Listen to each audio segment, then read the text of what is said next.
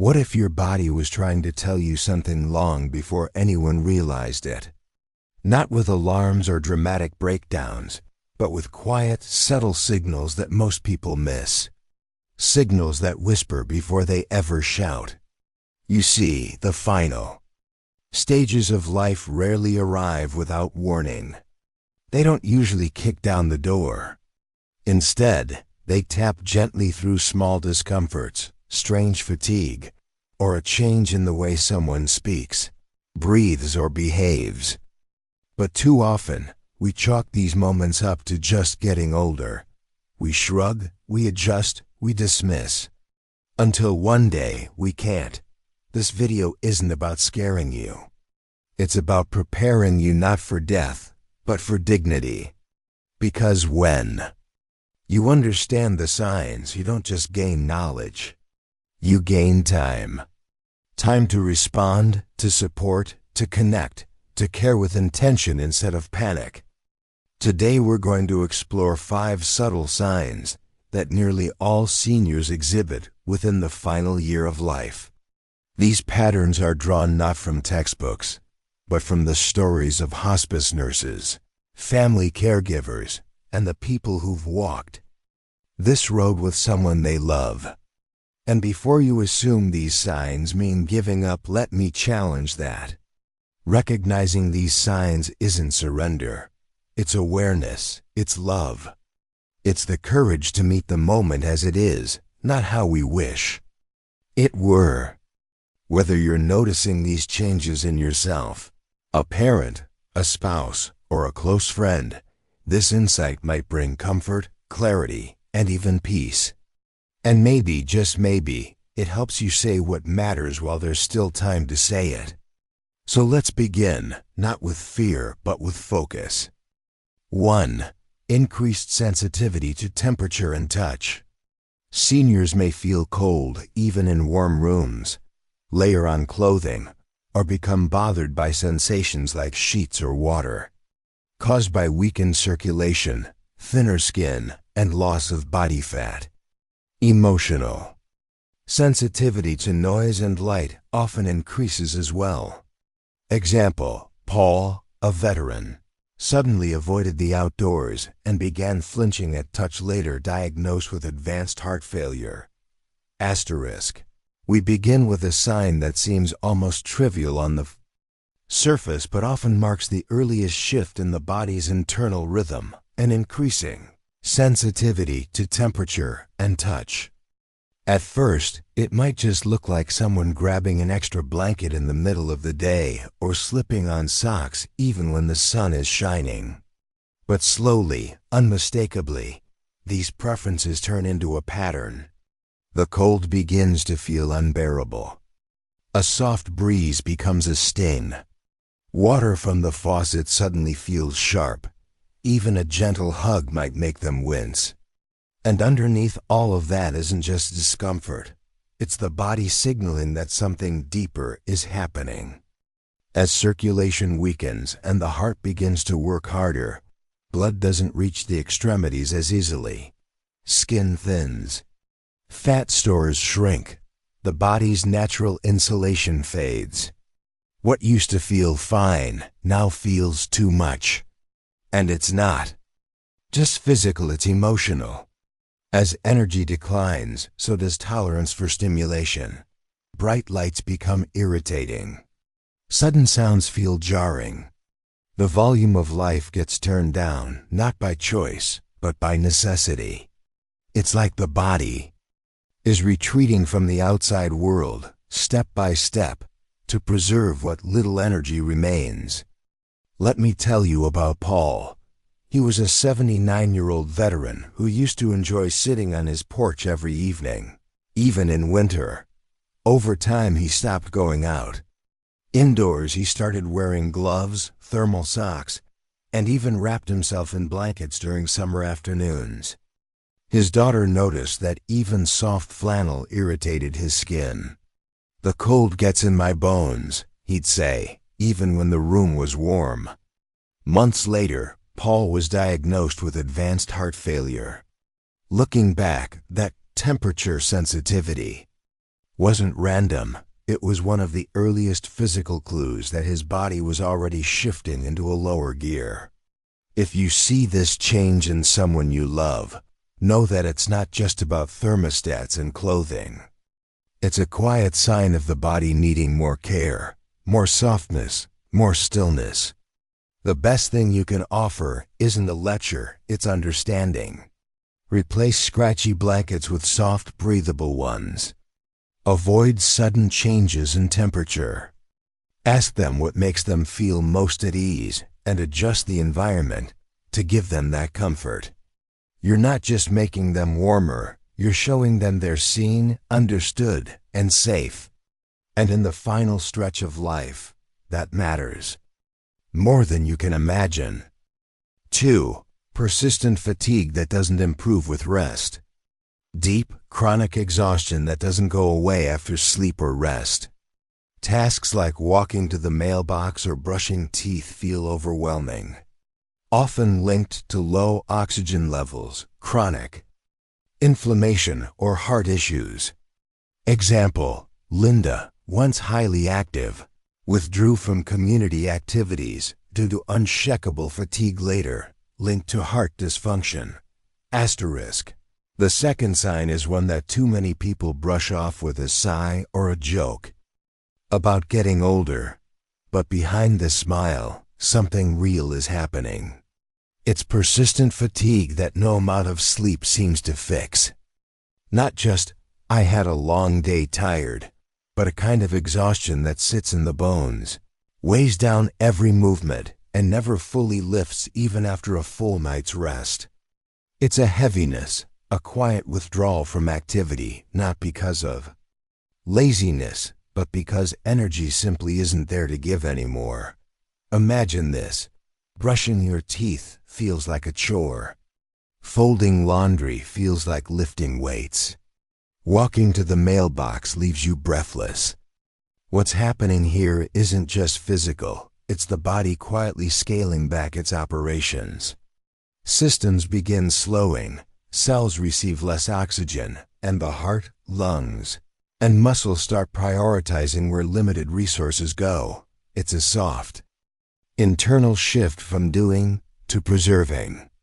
And in that shift, people change not just in behavior, but in spirit. They stop participating in activities they once enjoyed. They nap often, but wake up just as tired. Their voice might grow slower, conversations shorter, and their world gradually gets quieter, not because they're disengaged, but because the energy it takes to engage has become too costly. Take Linda, for example. At 74, she was the life of her church choir and always the first to volunteer for community events. But one spring, she started skipping rehearsals. She turned down social invitations, said no to things she used to love. At first, her friends thought she was just slowing down. But Linda knew something wasn't right. Even walking across the room left her winded. It turned out her heart was struggling, and this invisible fatigue was its earliest cry for help. Persistent fatigue like this is not just a symptom, it's a statement. It says, "My body is working harder than it should, and I'm trying to keep up." And when you see it in someone, especially someone who never used to slow down, it's time to listen. You can support them not by pushing them to get back to normal, but by accepting their new pace with compassion. Invite, but don't pressure. Sit beside them, even in silence. Let them lead the way. Because in this stage of life, presence matters more than productivity. And love, in its purest form, sometimes looks like simply allowing someone to rest. 3. Subtle changes in voice and speech. Voice becomes weaker, slower, or more hesitant. May involve pausing mid-sentence, repeating words, or reduced participation in conversation. Not always related to dementia, often due to muscle fatigue in throat and diaphragm.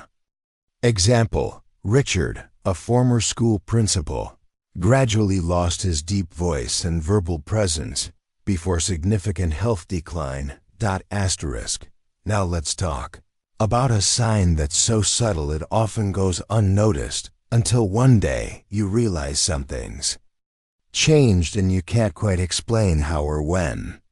It's a shift in voice and speech, not dramatic, not loud, but meaningful. Maybe their voice grows softer. Maybe their sentences trail off more often. Maybe they speak less during conversations, or seem to lose their place mid-thought.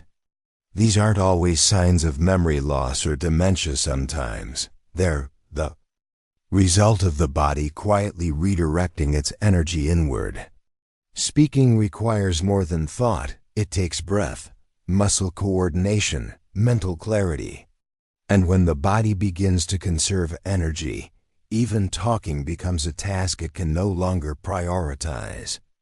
Speech starts to slow. Words come less frequently.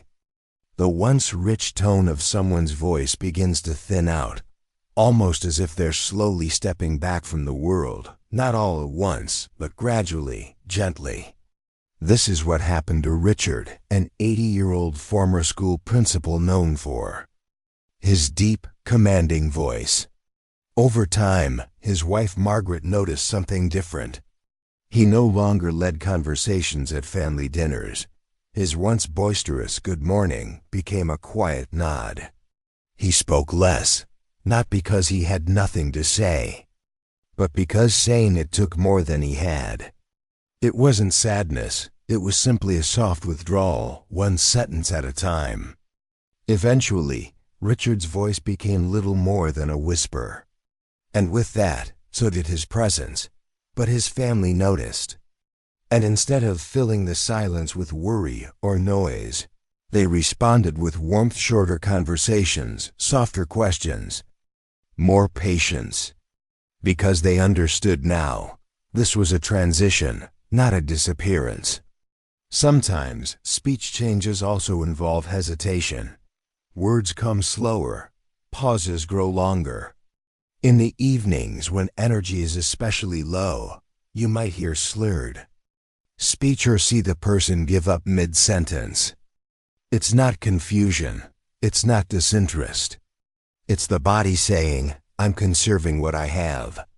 If you see this in someone you love, resist the urge to fill the silence or finish their thoughts.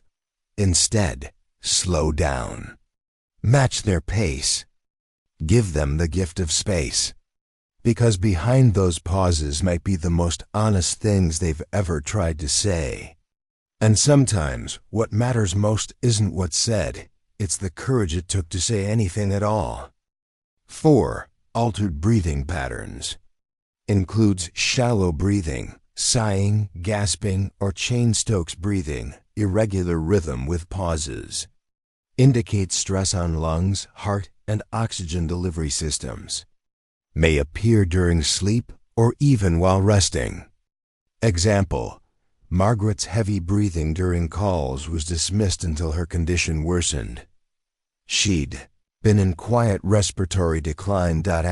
Next, we arrive at a warning sign that is often misunderstood, not because it's invisible, but because it's so quiet, so deeply woven into the background of someone's presence, that most people don't notice until it becomes undeniable.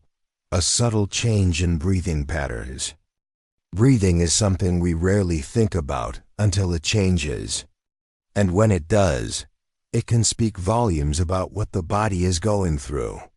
You might notice that a person's breaths have become shallower or slower, or that they sigh more. Often, pause mid-sentence to catch their breath, or begin to wheeze faintly without obvious illness. At night, their breathing might shift into something irregular fast for a few moments, then slow, then silent. It's not always dramatic, but it is real. And it often signals that the lungs and heart are under quiet, growing strain. This isn't just getting winded. It's the slow choreography of a body learning how to do more with less oxygen, how to keep going when systems begin to downshift. For some, this becomes Cheyne-Stokes breathing, a pattern where breath speeds up, then slows, then stops briefly before starting again. It's unnerving for those watching, but rarely painful for the person experiencing it. More often than not, they're unaware of how their breath has changed. The body is simply adapting, recalibrating, preparing. Let me share Margaret's story.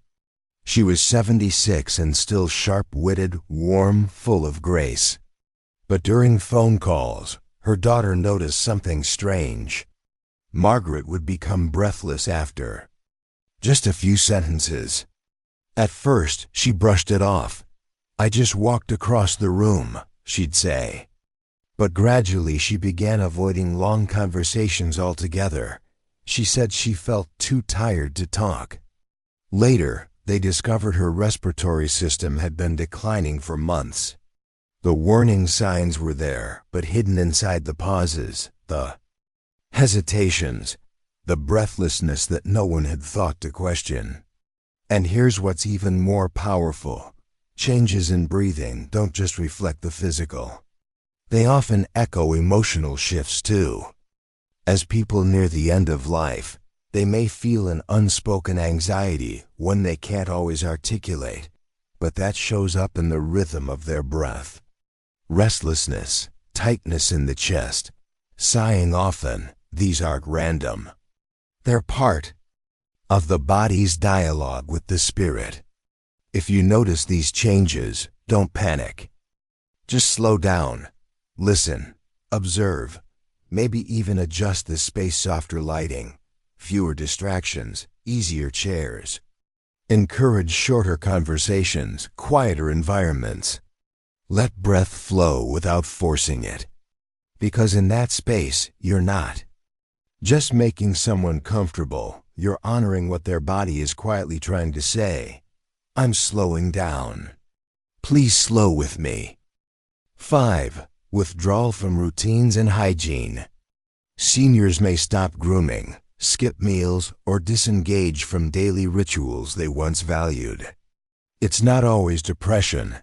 It can reflect a deep physical and emotional shift, a quiet form of resignation. The energy once used for routines is now conserved for reflection, stillness, or emotional closure. Example: Edna, once meticulous, stopped dressing up or tidying her home later, diagnosed with a terminal condition.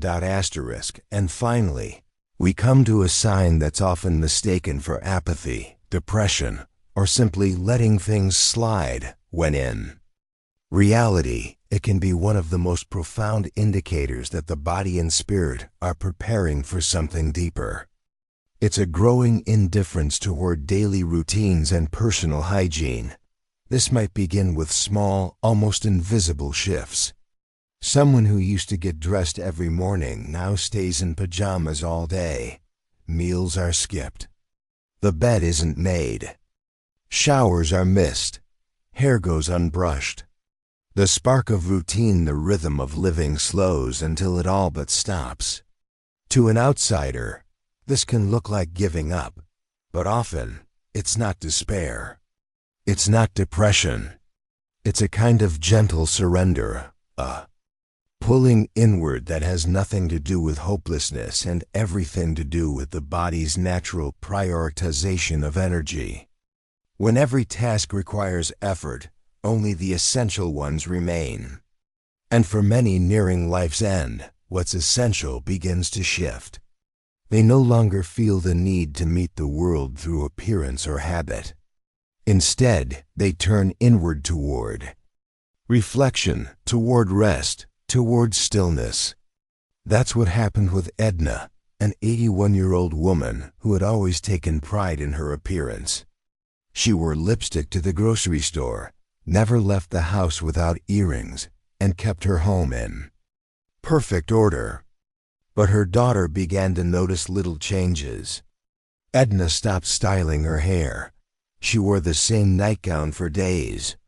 Dust collected where it never used to. When asked if everything was all right, Edna simply said, I just don't feel like fussing with all that these days." There was no sadness in her voice, only softness. 3 months later, she was diagnosed with a terminal illness that had likely been progressing unnoticed for over a year. Her body had known. Her spirit had known. And that quiet detachment from routine wasn't neglect, it was instinct. It's important to differentiate this from clinical depression. Depression carries a weight of sadness, guilt, or hopelessness. This is different. It's more like resignation with grace. A release of the need to keep up with the clock or the mirror. And in that release, there's often peace, not because life has lost its value, but because its value is being found elsewhere. If you notice this change in someone you love, don't rush to re-establish their routines. Instead, join them in their quiet. Offer help not as correction, but as care. Bring a fresh pair of clothes not to shame, but to soothe. Share a meal not because it's time to eat, but because it's time to connect.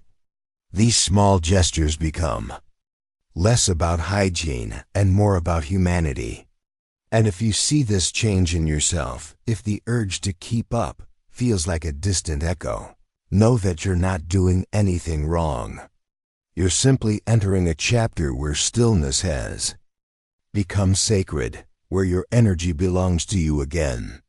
And that too is okay. So now we've arrived at the end not of life, but of our exploration into the 5 quiet signs that often signal it's approaching. But before we step away from these insights, let's slow down and look at the deeper truth beneath them all.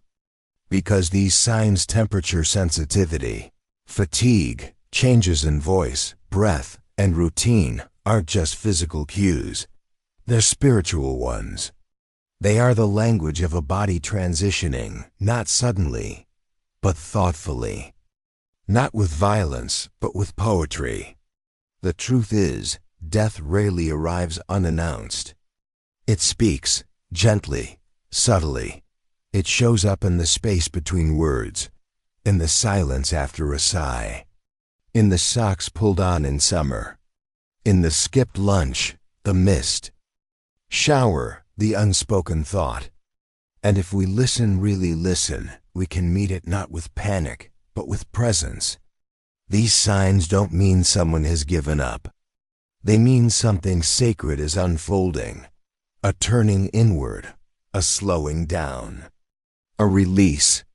For caregivers and loved ones, this can be one of the most difficult and beautiful things to witness. Because we live in a culture that worships productivity, energy, appearance, we think silence means disinterest. That stillness equals surrender. But in the final chapters of life, stillness is not emptiness, it's reverence. It's transition.